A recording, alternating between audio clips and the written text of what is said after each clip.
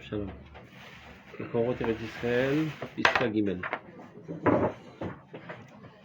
יצירה עצמית ישראלית במחשבה ובתוקף החיים והמפעל אי אפשר לישראל אלא בארץ ישראל. לעומת זה, כל הנעשה מישראל בארץ ישראל מתבטלת הצורה הכללית שבו לגבי הצורה העצמית המיוחדה של ישראל, וזהו עושר גדול לישראל ולעולם. החטאים שגורמים גלות הם שמדלחים את המעיין העצמי, במקור מזיל הזלות טמאות, את משכן השם טימא. וכשהמקור העצמי המיוחד נשחט, מתעלה המקוריות היסודית לאותו החלק העליון התמציתי שיש לישראל בסגולת האדם, וזה נשאב דווקא בגלות. והארץ מתחרבת ומשתוממת וחורבנה מכפר עליה. המעיין פוסק מלהזיל ומסתנן כמעה, וההופעות של החיים והמחשבה יוצאות דרך הצינור הכללי שהוא פזור בכל העולם כולו, כי ארבע רוחות השמיים פרסתי אתכם.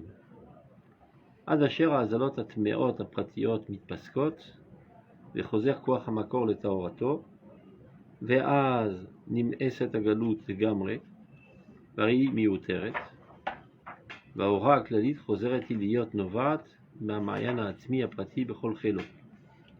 וראש המשיח המקבל נידחים מתחיל להופיע, וכל בכי תמורים של רחל המבכה על בניה מתמתק על ידי שפעת תנחומים של מנעי קולך מבכי ועינייך מדמעה, כי יש שכר לפעולתך נאום השם, ושבו מארץ אויב, ויש תקווה לאחריתך נאום השם, ושבו בנים לגאולם.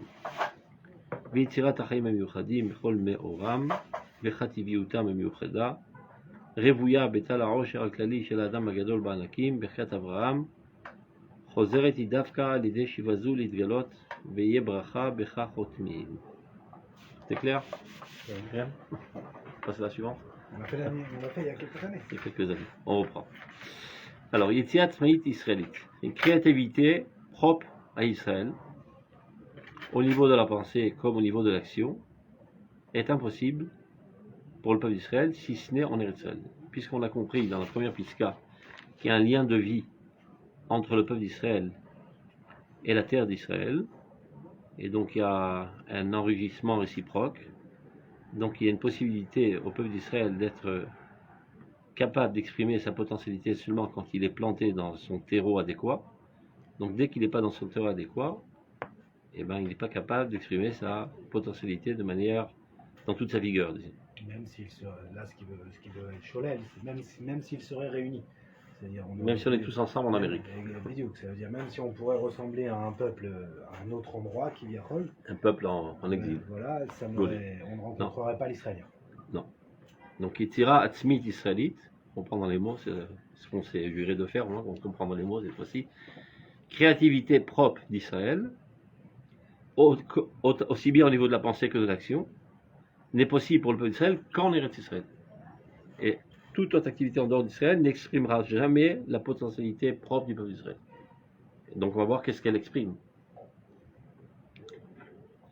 Le Oumadze, par contre, Kol Anasa Israël Israël, tout ce que le peuple d'Israël pourrait faire en Eretz Israël, Mitbatel et Tatsura Klalit Shebo. Ça vient, justement. Si, tu vas voir. Ça vient estomper, ou même annuler presque, ou totalement, son aspect général, universel. Les gabé Atsura Atzmit au profit de son aspect propre, spécifique d'Israël. Ça veut dire, n'oublions pas qu'on a deux étages. On a un étage commun avec l'humanité entière, et en dessus de cela, un étage spécifique d'Israël. Ce qui reste à voir, ce qui n'est pas évident.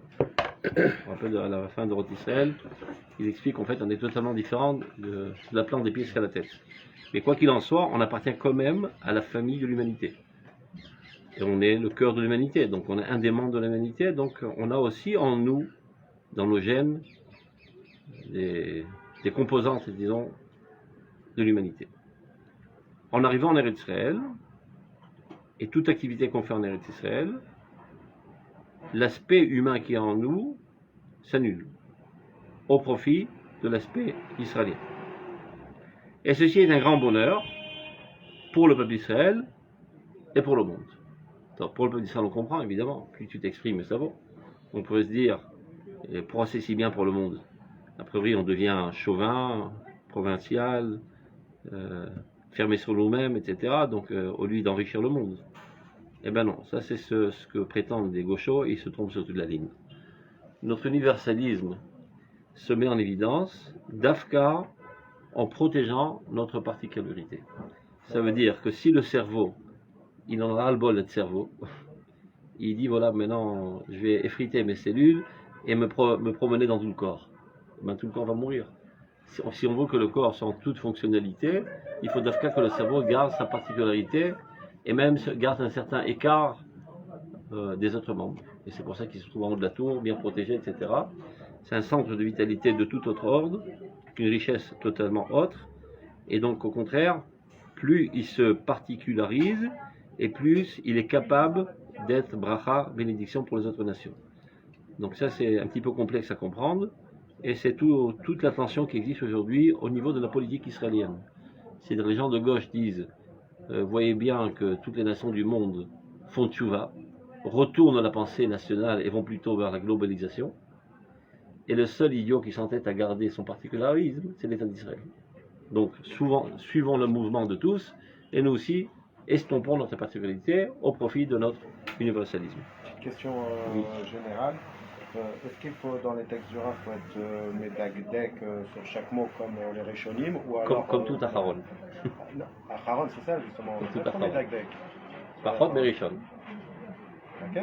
אחרון גם מדקדקים, אבל לא כמו ראשון. תמיד voilà. מדקדקים. Ok, alors, mais même dans les textes du Rav, il faut être Comme médagdek Rav. sur chaque mot. אז תדקדק, מה הקושייה? Parce que des fois on est. Non, des fois j'ai l'impression que pour dire une pensée, c'est-à-dire le Lachon il est compliqué. Là, par exemple, dans Yetzerat Atzmeit Israélite, כן. pourquoi il dit pas Bemarshava ou Bemifral? Pourquoi il rajoute ou Betekef Achaim? Non, במחשבה והמפעל בתוקף החיים. C'est ce qu'il veut dire. Il sert à quoi le Betekef Achaim? C'est dans toute vigueur, pas de manière moyenne. Ah, ok, d'accord. C'est-à-dire במחשבה ובתוקף החיים והמפעל. C'est-à-dire dans la vie de manière la plus vigoureuse et pas une survie. Ok. C'est clair? Donc là, on expliquait pourquoi c'est un grand bonheur le fait qu'en Eretz Israël, on mette en évidence notre particularité, parce que c'est comme ça qu'on sera bénédiction pour toutes les nations, tel que d'ailleurs Akadosh Baruch Hu a demandé à Avraham Avinu, Lech lecha l'artzecha, va vers ta terre, donc tu t'écartes de l'humanité, Ve'esra le goy gadol, voilà, mettre sur pied un nationalisme spécifique d'Israël. Pourquoi? Pour avoir une influence universelle. Donc pour arriver à cet universalisme, on est obligé de passer par le biais de notre protection nationale. Et si on se mélange aux autres, on perd notre particularité et on perd notre rôle. C'est-à-dire en quoi en fait on est Asher Bacharban ou Kolamim. Tout membre dans le corps peut dire Asher Bacharbim Kolevarim. Il n'y a pas d'autres yeux, il n'y a pas d'autres nez, il n'y a pas d'autres oreilles. Donc tout membre peut dire j'ai une particularité que n'ont pas les autres membres. Alors quelle est la particularité qu'il y a dans le peuple d'Israël qui la diffère des autres particularités des autres membres ou des autres nations? Je t'en dis. Hein? Hein? Non, j'ai pas dit qu'est-ce qui lui donne cette particularité, mais en quoi il est différent. Pourquoi il a une différence différente des autres? Pourquoi on dit d'Afrique le peuple d'Israël c'est un manifra? Il y a un peuple français, il y a un manifra. Il n'y a pas d'autre peuple français dans le monde. Yishmat Israël. Ouais, mais c'est quoi cette particularité? C'est-à-dire quelle est la caractéristique? Qu'est-ce qui caractérise la Yishmat Israël? Quelle est sa vocation? Tu comprends? Si on comprend ça, on va comprendre ce qu'il est en train de dire maintenant. Vous comprenez la question que tout membre, il est particulier, il n'a pas de semblable. Donc c'est la spéciale du peuple d'Israël qui est différent des autres. Tous sont différents des autres. Alors pourquoi nous on est le peuple élu? Tous sont le peuple élu. C'est ce que prétend le christianisme. Kolaïda, Kulam Kedoshim. Arrêtez de vous prendre pour des super-balles. On est tous avec un Ofi Miuchad. Donc le fait que vous êtes différents, ça ne vous donne pas une suprématie. Nous sommes tous différents les uns des autres. Et pourtant, marqué Amanifra, Shebachar Ban ou Kolamim. Alors en quoi on est choisi et on est différent des autres? C'est qu'on est les seuls qui sommes là pour tous les autres. Vous comprenez? C'est-à-dire si on coupe un doigt, l'organisme continue. On coupe une oreille, l'organisme continue. Mais si on enlève le cœur, tout arrête. C'est-à-dire toute notre particularité est dans notre globalité. Donc maintenant on comprend que Zéro cher l'Israël de l'Olam. Plus le peuple d'Israël garde sa particularité propre, plus ce sera Bracha Lumot Olam. Donc ils ont tout intérêt à ce qu'on soit en Eretz Israël et qu'on exprime notre particularité. C'est clair? Grave, vous avez dit tout à l'heure qu'on est à contre-courant, nous Israël, des autres peuples. Parce que nous, on est tendance à se fermer, et eux, au contraire, ils ont au niveau politique, par exemple, ils sont... Ce qui se passe aujourd'hui, tu veux dire? Oui, ouais, mais c'est pas tout à fait juste. Parce que dans plein de pays, il y a des je ne soubresauts. veux pas dire qu'ils sont partagés à 50 pour 50-50, mais il y a au moins 30-40% du peuple qui voudrait se refermer contre les 60 qui... Tu as raison. C'est-à-dire, mais de manière, il faut toujours voir dans l'histoire les courbes générales. De manière générale, on est en une courbe qui va vers la globalisation. Mais il y a des sinusoïdes. C'est-à-dire, des fois, il y a un retrait. On dit on a trop exagéré dans la globalisation, on retourne un petit peu dans Comme en Italie, par exemple, d'autres pays. Comme l'Angleterre qui est sortie de la CE, etc. Ras-le-bol veut retourner à... Mais c'est pas bien pour eux, justement, cette globalisation? C'est parfait. Pour eux, c'est parfait. Même estomper leur particularité, c'est parfait. Mais d'un autre côté... En fait, pourquoi ça les a amenés à une catastrophe? Parce qu'en fait, ils ont essayé d'imiter le peuple d'Israël dans un point qui ne leur pas naturel. Chez nous, le nationalisme est naturel. C'est Dieu qui nous a créés comme ça. Il n'y a pas de nationalisme français. C'est-à-dire qu'il n'y a pas de neshama française. Il n'y a pas de neshama italienne. Il y a des additions, l'addition des individus qui forment un klal, qui n'est pas un klal en fait. C'est clair? C'est pas un klal. Il n'y a que le peuple d'Israël qui est un peuple. Les autres, c'est une addition d'individus. Il n'y a que le peuple d'Israël qui a une âme qui précède les individus et qui donne vie aux individus. Les autres sont venus toutes sortes de personnes dans un territoire. Le fait qu'ils vivent ensemble dans le même territoire géographique, sous l'influence du climat, l'influence du sort au motolam, ça donne un certain vernis extérieur qui donne un dénominateur commun mais qui est très superficiel. C'est comme si on disait aujourd'hui, voilà, on va faire tous une affaire ensemble, je sais pas, on a un projet ISKI, comment on dit ça en français, ISKI, commercial. Bon, il n'y a pas dans le ciel l'âme du projet commercial qui nous a précédés et qui nous a engendrés. C'est nous qui l'avons créé, c'est le fruit de notre conscience, de notre réflexion qui a donné ce fruit. Et bien c'est exactement comme ça tous les peuples. C'est clair? Le peuple d'Israël c'est totalement différent. Il y avait déjà une entité dans le monde céleste qui s'appelait Israël, bien avant qu'il y ait un seul juif dans ce monde. Et c'est elle qui a engendré les juifs. Maintenant eux ils disent, regarde, eux c'est un peuple et nous un peuple, on est pareil. Alors de la même manière que le peuple d'Israël est nationaliste, nous aussi on va adhérer au nationalisme. Mais comme c'est contre nature, ça leur porte préjudice. Ils savent pas comment gérer ça, et ça fait des guerres sanglantes, etc., etc. Ça leur prend 2000 ans pour comprendre que le nationalisme, l'otar blanc-noir, comme on dit en français, ça n'a pas tellement contribué à notre bonheur, donc laissons tomber et commençons plutôt à estomper le nationalisme, allons plutôt vers une globalisation. Donc c'est un malach chez Tchouva. Même si réellement, Mais non, c'est pas comme ça, au sein du peuple d'Israël, il y a des gens qui n'ont pas grandi comme il fallait, c'est-à-dire qu'ils ont été influencés par les goïms, et donc ils disent, bah, si eux ils font comme ça, ben nous aussi on doit faire pareil. Mais c'est ça que la différence, que c'est pour eux c'est pas naturel, et pour nous c'est tout à fait naturel parce que Dieu nous a créés de cette manière. Donc pour le bien de l'humanité, pour le bien de l'universalisme, on doit renforcer notre particularisme. C'est-à-dire que vous dites que les Umot Haolam, ils doivent pousser vers la mondialisation, d'accord, et le peuple d'Israël doit rester une entité en soi-même, nationale. Avaliyot les brachal olam. Pas se renfermer sur nous-mêmes. Baro, baro. Atem tiolim amlechet kolim vegoy kadosh, am levada dishkon. Mais eux, ils ont des différences, mais ce n'est pas des différences qui doivent être totalement hermétiques. Comme les différences qu'il y a dans une famille entre les enfants. Ils appartiennent tous à une même famille, ils mangent du même frigidaire, de la même casserole, etc. Et chaque enfant est un monde en tant que tel. Mais il n'y a pas de frontières, il n'y a pas d'armée, il n'y a pas de... Oui, mais il n'y aura jamais de mondialisation entre Esav et Ishmaël. T'en sais rien. Enfin, j'en sais rien, oui, mais c'est-à-dire que ça pas... Quand le christianisme et l'islam disparaîtront, si Dieu veut, Bekarov, parce que ce sont deux idioties mondiales, ça fera des hommes normaux. Ça m'évite. Le christianisme, c'est pas la définition de leur entité. C'est une idiotie qui leur est passée par la tête et qui existe déjà depuis 2000 ans. Mais c'est pas la définition de cette entité. Il n'y a pas d'entité chrétienne. C'est une religion, c'est une idiotie, mais c'est pas une nature. Ouais, bien sûr. C'est une idéologie. Une idéologie idiote comme l'islam, idiote. Mais les humains. Et d'ailleurs, tu vois bien que c'est tellement non identitaire que ça ne les empêche pas de faire des guerres. Ceux-là sont chrétiens, et selon ceux chrétiens, ils sont comme à la guerre, sanglante les uns avec les autres. Donc ça prouve bien que l'identité, c'est plutôt la nation, et la religion, c'est un vernis extérieur, c'est un hobby sympathique. Il y a quand même quelque chose. Avalzelo miptsa d'abboré. C'est pas un créateur, c'est un saré au motoram. Un consensus d'intérêt, quoi. C'est pas intérêt.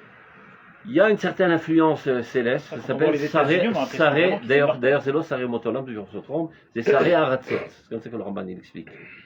Il y a des anges dans le monde céleste qui sont responsables d'un territoire géographique, et ils ont une certaine influence. Donc celui qui rentre sous cette influence reçoit un certain profil,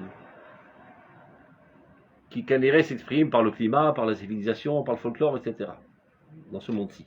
Mais il y a aussi une certaine, pas une âme, mais quelque chose. Un dénominateur commun, disons, spirituel. Mais avec Zélo Boré. C'est nous, Boré. C'est clair? D'accord. C'est très important de comprendre ça parce que c'est comme ça qu'on va comprendre la suite.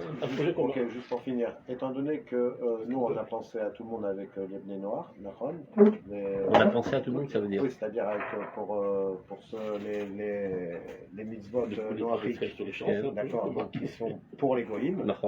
Ok, ça veut dire qu'en vrai, quand même, aussi, il y a un projet spirituel que tous les Umot HaOlam, Ishmael ou Esav, adhèrent au projet des... Mais tous doivent faire le Mitzvah. Alors oui, mais si c'est Kashur la Misa, pourquoi ça ne serait pas une Yetzira Mikedem comme Israël? Mitzvah, c'est pas une Yetzira, c'est un comportement. C'est clair? C'est un comportement adéquat à la nature collective humaine. Donc, tu vois bien, c'est pas selon les nations.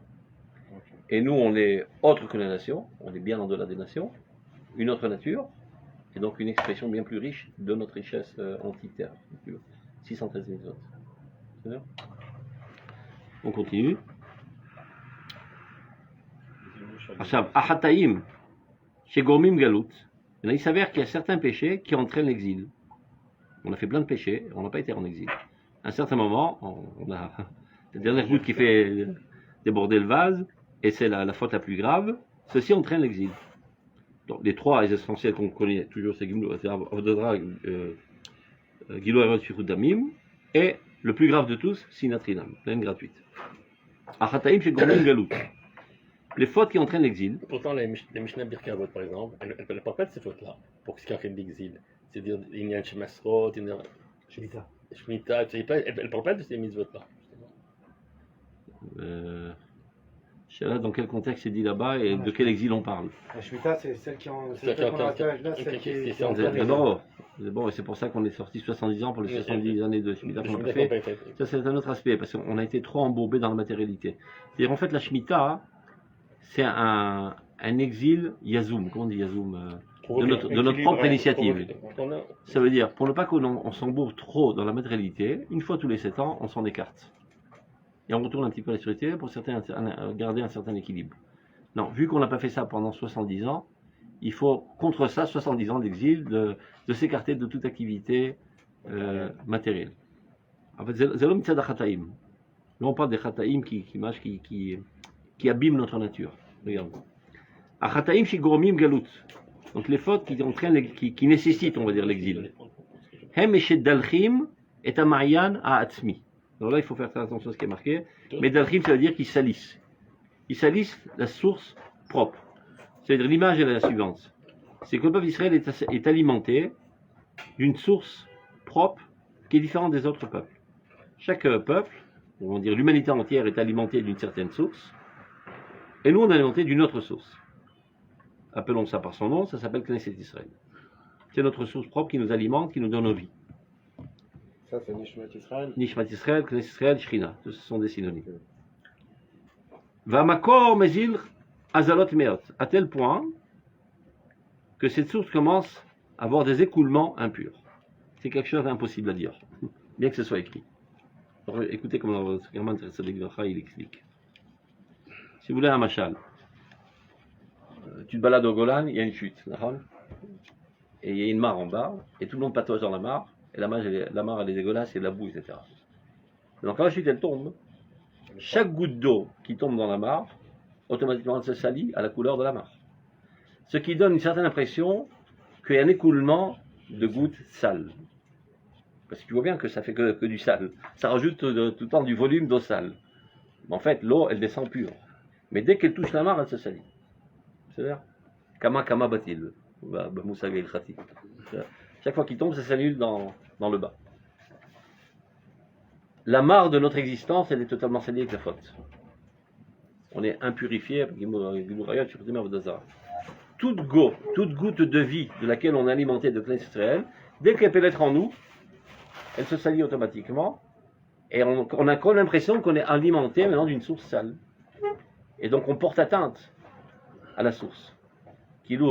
La source légitime et vivifie davantage notre saleté. Donc on arrive à une situation où Dieu dit, je suis obligé de fermer le robinet. Il n'y a plus de source. Vous n'êtes plus alimenté de Knesset d'Israël. Ça veut dire, c'est du gâchis et c'est une profanation de se servir de l'âme d'Israël pour un comportement si sale. On ferme le robinet. Et qui on ferme le robinet carrément, on est mort. On n'a plus de vie. Il faut bien qu'on respire de quelque chose. On rétrograde, on remplit notre vie de Knesset d'Israël, on va chercher très très loin, dans le passé, quand on était des hommes. On va prendre notre alimentation de la source alimentaire de l'humanité entière et non pas la source spécifique du peuple d'Israël. Ce qui veut dire que tout ce qu'on va faire désormais ne sera plus expression de notre source alimentaire propre, mais expression de l'universalisme. Tout, y compris tout. Toute l'activité du peuple d'Israël pendant 2000 ans d'exil, ce n'est pas l'expression de Knesset d'Israël, mais c'est l'expression de Sgulat Adam, de l'autre Sgulat d'Israël, y compris notre Torah. Toute la Torah qu'on en fait en exil n'est pas l'expression de Knesset d'Israël, de l'âme d'Israël, de Torah Sheba'al Peh, en d'autres termes, mais Torah Adam. Avec une certaine différence malgré tout, parce qu'il reste en nous des résidus de cette âme. Comme je dis toujours, un flacon de parfum que tu as totalement vidé, il sent encore bon.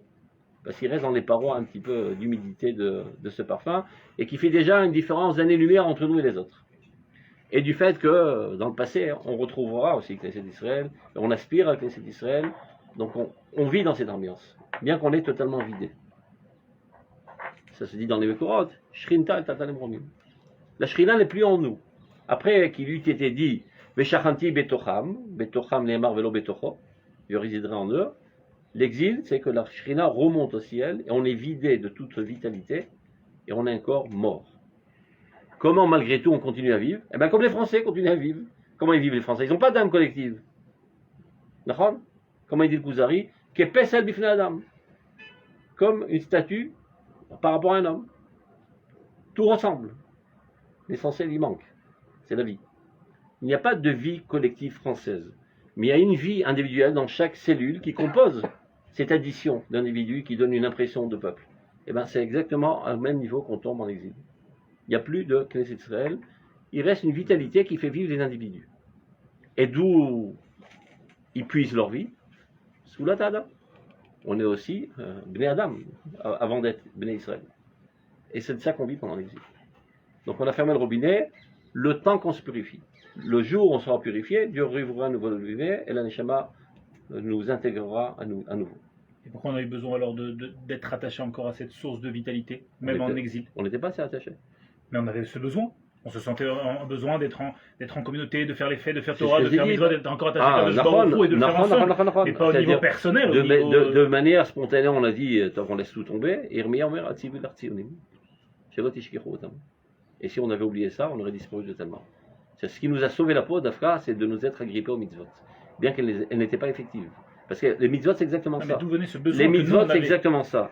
La mitzvah est une louche. Une louche, tu sais c'est quoi une louche? Matzeket. Qui va puiser de la marmite de Knesset Israël, de la vie, est abreuvée. Cette activité, la mitzvah ne l'a pas fait pendant 2000 ans. Pendant 2000 ans, on n'a pas été alimenté de vie. Jusqu'à un moment, on commence à crever, on n'a plus de vie. Donc d'urgence, il faut retourner en Eretz Israël. Mekabel Sidram Israël, Marzir Shrinat Letzion, la Shrina réapparaît en nous et nous réintègre, et à partir de là, quand on fait les mitzvot, elles sont effectives. Encore une fois, notre louche puise de Knesset Israël et nous alimente. C'est le besoin du retour à Tzion. Ça, c'est ce qu'il expliquera. On l'a déjà vu, je ne me rappelle plus. Une d'épiscope. Je ne sais pas où. On y arrivera. Ah bon, fait. Donc, on reprend. Regardez dans le texte. Amakor, Mézil, Adaot, Azalot, Miot. Donc on a comme l'impression qu'il y a des écoulements impurs de cette source. Et c'est ça la kavana, et Mishkan Hashem Timé. Shamakor Atzmi Amiyuchad Nishrat, lorsque cette source propre, spécifique au peuple d'Israël, est corrompue, est abîmée, est esquintée, Mit'ala Mekoriyut et Esodit, c'est-à-dire notre originalité fondamentale, s'élève. Maintenant, le mot s'élève d'habitude, c'est une connotation positive. Là, c'est une connotation négative. C'est pour ça que je me suis servi du terme de la voiture rétrogradé. Tu étais en 4e vitesse, tu retournes en première. Tu t'élèves, tu retournes en arrière. Après qu'il y a eu un shikhloul, une amélioration, tu retournes à un état élémentaire, l'état humain. Donc, mit'ala, on retourne, on s'élève à nouveau. Le auto achelek ha'elyon atam tziti, à cette partie suprême concentrée, chez Yesh l'Israël, que le peuple d'Israël a, bezgulat adam, dans le caractère humain qui est en lui. Bezgulat adam, cette affinité, cet atout humain qui est en lui. Les Elishav d'Afka Bagalut, et ceci est possible, de plus belle, on va dire, en exil, parce qu'on est en contact avec les Goïm, donc on peut encore plus intégrer la mentalité des Goïm, la civilisation des Goïm, la façon de voir des Goïm, etc. C'est-à-dire on a encore plus de chances de retourner à notre dimension humaine lorsqu'on vit parmi les Goïm, en exil. Et donc un juif français est français à part entière. Il est des fois même plus français qu'un français, et plus nationaliste, et il donne sa vie pour la France, vive la France, plus qu'un français. Hein? Hein? Non, je ne parle pas des Sfaradim. Les Sfaradim, ce sont des parasites, ils s'en foutent vraiment de la France. D'accord? Comment ils disaient? Andi le France. Quelle crève la France? On s'en fout. Non, pas les Algériens. Les Algériens, non, ils disent pas ça. Ah, les Algériens, ils sont fiers d'être français. Mais les autres qui venaient du Maroc et du Tunisie, ils s'en foutaient pas mal de la France. Ils sont venus en tant que profiteurs. Ah ben, mais les Ashkenazes, mais c'était leur vie, c'était leur veine, leur identité première. Je suis d'abord et avant tout français. Secondairement, je suis aussi de confession israélite. C'est qui est totalement secondaire. On n'est pas loin avec les Marocains. Confession chrétienne, confession islamique, nous sommes français. C'est clair? C'est comme ça que Manitou il explique que les Sfaradim sont restés toujours plus proches des restes d'Israël. Ils ont gardé toujours leur identité israélienne. Et il dit que c'est pas par hasard qu'ils sont tous restés autour du bassin dans la Méditerranée. Ils ne sont pas tellement éloignés pour rester plus proches. Il a toute une théorie sur ça. Et, selon une certaine chita, c'est Eretz Israël. Les eaux territoriales du Lebanon, du truc, c'est toutes les îles. Donc la Tunisie qui sort, la Corse, le Maroc en bas. C'est tout ça dans les autres territoires. La Djerba, n'en parlons pas, quand même. C'est juste en face de Jérusalem. Hein? C'est pour ça qu'ils refont des communautés. Quelqu'un en retourne, c'est Israël élargi. Des pionniers. C'est un petit îlot. Dans les communautés françaises, ils font ils font la bracha pour le gouvernement, mais pour Israël. Il y en a même qui faisaient pour le pape, tu saches. Il y a Roum Redok, il priait pour la longue vie du pape. Donc vous voyez dans quel absurde on se trouvait. Top. Les juifs de Dijon, c'est les juifs du pape. Ouais, alors on continue. Revenons aux choses sérieuses, parce que cette fiscale assez profonde. Donc, Mitala, Mekorut, Exédit, la Torah, Chelek, Elon, Tamsiti, Chez Israël, Zulat, Adam, Vezenishav, Dafka, Bagalut. Donc, ceci se puise essentiellement en exil. Ve'aret, Vitra, Revet. Et la terre se détruit totalement. Veshemmo, Alea, Uvechem. Elle devient totalement désertique. Ou Mishto, Memet, elle devient totalement désertique. Vechurbana, Mechaper, Alea. C'est-à-dire, cette destruction expie les fautes, c'est-à-dire à la dame Shachafartem Alea, tout le sang qu'on a déversé, et l'iniquité et l'injustice, etc., la terre en a été abreuvée, tout ça doit s'évaporer pendant le temps qu'on n'est pas là, et se purifier avec le temps. Dans l'exemple que vous avez donné avec la mare dégueulasse, la mare, ça sèche. Voilà, quand on s'en va, justement, cette mare, ça décante. Elle va pouvoir tout décante. Et donc, l'eau qui retombe redevient propre. Amaya, un posek melazil. C'est clair? La source arrête de couler parce qu'on a fermé le robinet. Vous mistanen, tu vois? Mistanen, c'est-à-dire il s'épure. Sinoun. Il se tamise. Kim'a, petit à petit. Parce qu'il ne rencontre plus la saleté, donc il est parce que c'est dans le machal, c'est que chaque goutte qui tombe, toute l'eau après, il y a la saleté qui remonte. Mais dans le machal, je sais pas si c'est vrai, moi. Quand on était petit, on nous disait faites attention de ne pas faire pipi sur les rails. Parce qu'en Tunisie, le chemin de fer, le cheshman, il venait des rails, pas des trucs d'en haut. Il tuerait, c'est de faire électrocuter. C'est le là-bas. Pas machal, pas étape. C'est-à-dire, à Mayan, chez Nogia, Batouma, ou Batsmo, Nitma. Mais il y a une autre possibilité. Si au lieu que ça tombe le flux, il tombe goutte à goutte, c'est un flux beaucoup plus fort. Puis finalement, il ne peut pas s'impurifier par la mare. Quand c'est très très sale, ça s'impurifie. Non, mais imagine une mer entière d'éboue et tu jettes même 10 litres d'eau, ça ne change pas grand-chose. Si le flux est plus fort, malgré tout.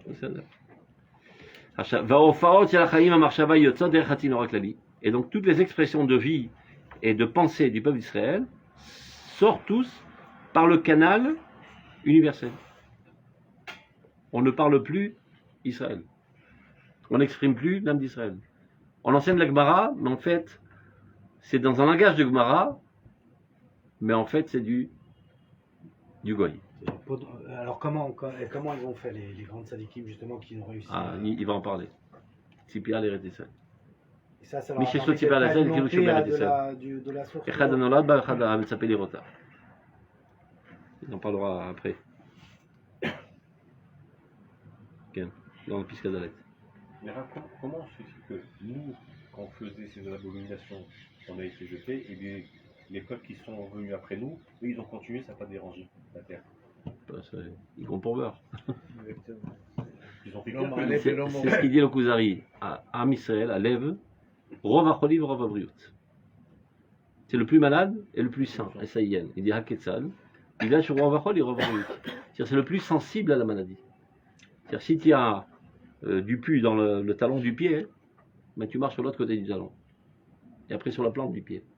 Jusqu'à que ça s'infecte, et finalement on doit couper le pied. Dans le cœur, tu ne risques pas d'arriver dans une telle situation. Un micron de ça, tu es déjà aux urgences. Donc très rapidement, tu es malade.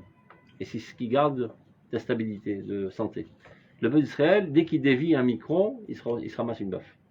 Et c'est ça qui le remet sur le bon chemin tout de suite. Les autres, petite mallette Seatam, attend que se remplisse le volume nécessaire, et après on les coupe de la surface de la terre et ils disparaissent. Ça veut dire le mécanisme qui permet l'éternité d'Israël, c'est d'Afkassa, notre sensibilité au mal. On continue. Donc, toutes les expressions de vie et de pensée, passent par l'intermédiaire de ce canal universel et non pas Israël. Qui est dispersé dans tout le monde. Comme il est dit, le katouf be'arba, normalement il aurait dû être marqué dans le texte, dans le passouk, be'arba ruchot. Je vous ai dispersé dans les 4 coins cardinaux. Le ke'arba ruchot. Vous faites partie d'arba ruchot. Vous êtes vous-même une partie du paysage universel. Vous-même vous êtes donné des goïm qui sort. C'est une partie intégrale du paysage universel. Vous êtes vous-même les 4 coins cardinaux. Et jusqu'à quand on doit rester dans cette capara, dans ce remède qui est virulent? Jusqu'à que ces écoulements impurs, c'est pas par hasard qu'il parle d'écoulements, c'est masquer tumatanida, qui tumatanida il a été d'arkechem lefana, il est marqué dans les Cheskel. Jusqu'à que ces écoulements impurs individuels s'arrêtent, cessent, vechoser koach hamakor letaorato, et alors ces sources peuvent retourner à sa pureté puisqu'elle ne vient plus en contact avec la saleté des individus. Et alors, Nimé c'est Agalout. C'est à partir du moment où on a guéri. On n'a plus rien à faire en exil. Jusqu'à là, il y avait une nécessité qu'on soit en exil, qui était un remède virulent pour nous guérir. Maintenant que tu as guéri, ben, tu n'as plus rien à faire à l'hôpital, tu t'ennuies à l'hôpital. Et donc, l'hôpital devient superflu, et donc il devient dédaignable. Et on commence à ressentir un anti-galout. Et c'est ça ce qui éveille en nous un besoin intense de retourner en Eretz Israël. C'est clair? Vaz nim'e cet agalout, l'exil devient dédaignable, légamré totalement, varimi ou teret. Elle est superflue.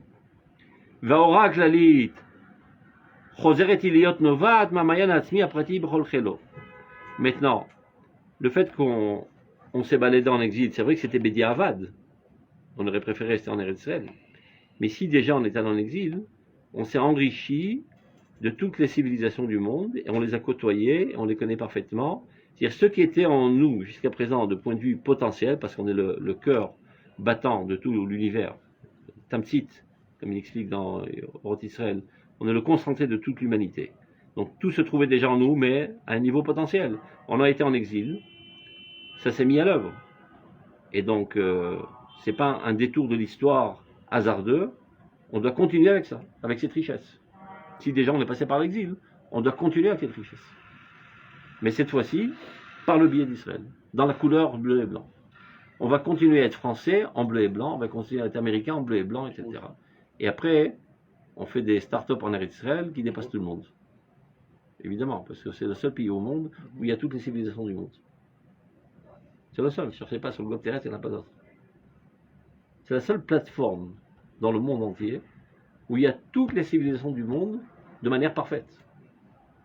C'est le fait qu'on prend parfois aujourd'hui, vous savez comment ça s'appelle, Echadar Barba, comment on appelle ça les modines. Comment on dit ça, modines en français? Les renseignements. Les renseignements, quand tu appelles en France, c'est une Marocaine qui te répond du Maroc. Oui, sûr. Je sais très bien. Donc, ils l'ont appris à parler français avec un petit accent tant bien que mal, mais elle ne connaît pas du tout la mentalité française, ni la civilisation française. Il suffit que tu bouges 1 millimètre, elle perd les pédales, c'est pas de quoi tu parles. Tu lâches une blague qui fera allusion de manière associative à ce que tu voudrais dire, elle ne comprend pas ce que tu racontes. Mais tu fais la même blague, comme ici, avec un juif français, il comprend exactement. Il n'y a qu'en Eretz Israël où il y a des Français à part entière.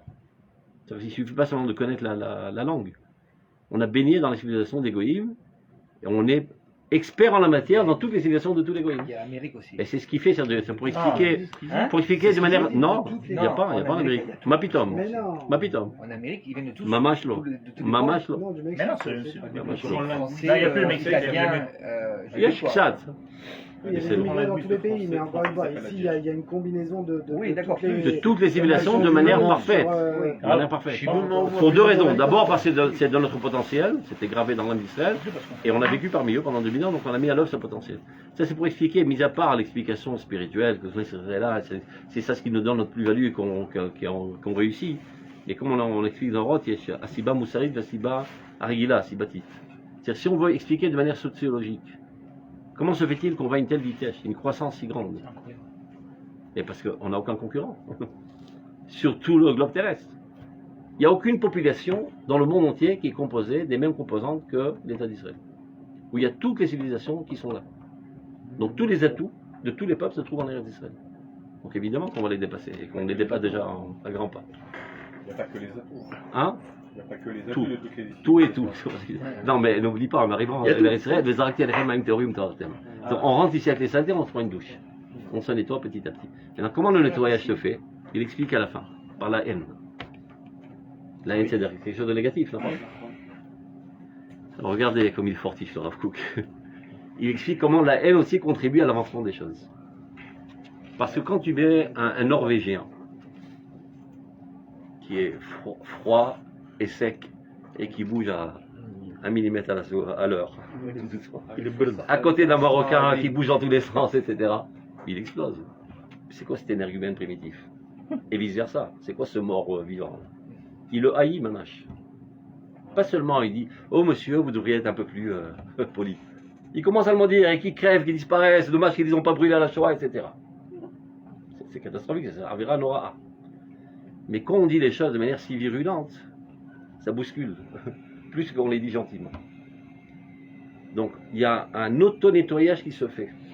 C'est-à-dire la nonchalance et le bardak et le balagan marocain est nettoyé par les gens civilisés de l'Europe. Et la froideur de caractère, voire la mort de caractère des gens du nord d'Europe sont guéris par les gens d'Afrique du Nord. Parce qu'ils détestent ce comportement, ils le haïssent, ils le bombardent. Donc il y a un auto-nettoyage qui se fait. Tu passes 50-50. Hein? Pas 50-50. Je ne sais pas comment 50-50. Petit à petit, commence à naître un nouveau profil qui est une composante des deux aspects positifs des profils différents. Des milliers d'aspects différents. Et ça, d'ici, je sais pas, 100 ans, même moi déjà, on voit un nouveau profil qui est nettoyé et qui apporte que des richesses de tous les peuples. Donc cette haine sert à l'équilibre des choses. Normalement, on devrait le faire dans un bête midrash avec beaucoup de politesse, etc. Mais comme on ne le fait pas, les choses se font d'elles-mêmes dans la rue. Et Dieu supervise que ça fasse pas trop de mousse. Disons. Ça veut dire que si ce n'est le miracle, il devrait avoir une guerre civile tous les 2 secondes ici. Mais c'est un antagonisme de civilisation incommensurable. Prends par exemple, au lieu de mettre des juifs ici en Israël, apporte un vrai américain, et un vrai arabe marocain, et un vrai norvégien, et un vrai italien, tu les mets tous dans une île. Ça devient à coup de couteau après 10 minutes. C'est invivable. Et chez nous, c'est exactement le contraire. C'est ce qui s'appelle Sod Hatchund. Le secret du Tchuland. Comment on fait du Tchuland? C'est vrai, les pauvres juifs en Pologne, ils étaient des fois des pauvres malheureux, ils n'avaient pas de quoi manger. Donc ils allaient au marché, ils ramassaient des légumes pourris, une patate pourrie, ils enlèvent la pourriture, le bon il met dans la marmite. Après un petit peu de céleri, un petit peu de machin, il ramasse un petit peu d'eau du poulet, il met dans la marmite. Et tout ça, des saletés, des résidus.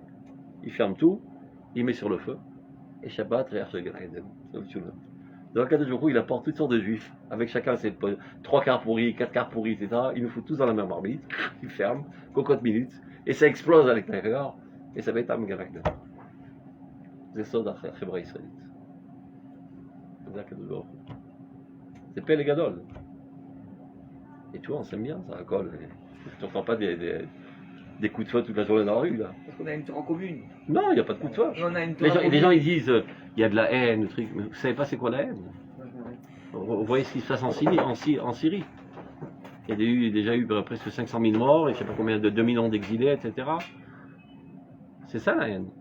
Ici, de temps en temps, on dit, oh, t'as l'obséder, l'Azazel, c'est compréhensible. C'est pas légitime, mais c'est compréhensible parce que c'est des mentalités totalement différentes, des civilisations totalement différentes. Donc il y a ça et là, de temps en temps, un petit escarmouchage.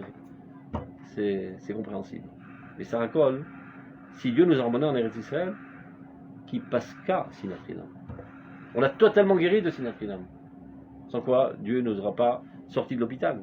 Ayom et Shabbat Chinam. C'est-à-dire dans les marsanim, achoim, comme on dit, les entrepôts arrière, il y a des tonnes et des tonnes de Avat Chinam qui compensent ces antagonismes de civilisation.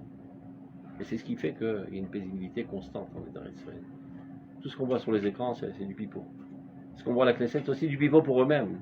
Ils n'y croient pas vraiment, ils font ça pour le rating. Après, ils s'assoient au resto, ils mangent tous ensemble. Altar chez vous, chez Bemet, tout ça, c'est de la frime. Mais tu vois bien, dans la vie de tous les jours, tu vas au mariage, sur la même table, il y a un ashkenaz, un sfarad, un mec de droite, un mec de gauche, on mange tous les khoumous ensemble, on est très contents. Dans ton immeuble, il y a un chiloni, un dati, un sfaradi, un ashkenazi, un témani, vous êtes tous copains. C'est pas la guerre tous les jours, on se tire pas à coup de mitraillette. Donc c'est ça la réalité des choses. Ce qu'on voit dans les informations, c'est le négatif. Parce que toujours on montre dans les informations ce qui sort de l'ordinaire. Donc si tu veux savoir ce qui se passe de fait dans l'État d'Israël, vois tous les jours les informations et fais l'inverse. C'est bon. Il faut savoir. Tous les jours tu vois, celui-là il a égorgé sa femme, l'autre il a mangé le cœur de sa fille, l'autre il a violé sa belle-sœur, etc., etc. Donc combien qu'il y a de cas pareils? Supposons qu'il y a 10 cas horribles comme ça par jour. D'accord? Il n'y a pas. Mais disons qu'il y a 10. 10 multiplié par 365, ça fait 3650. Sur combien? Sur 8 millions de personnes. Ça fait combien en pourcentage?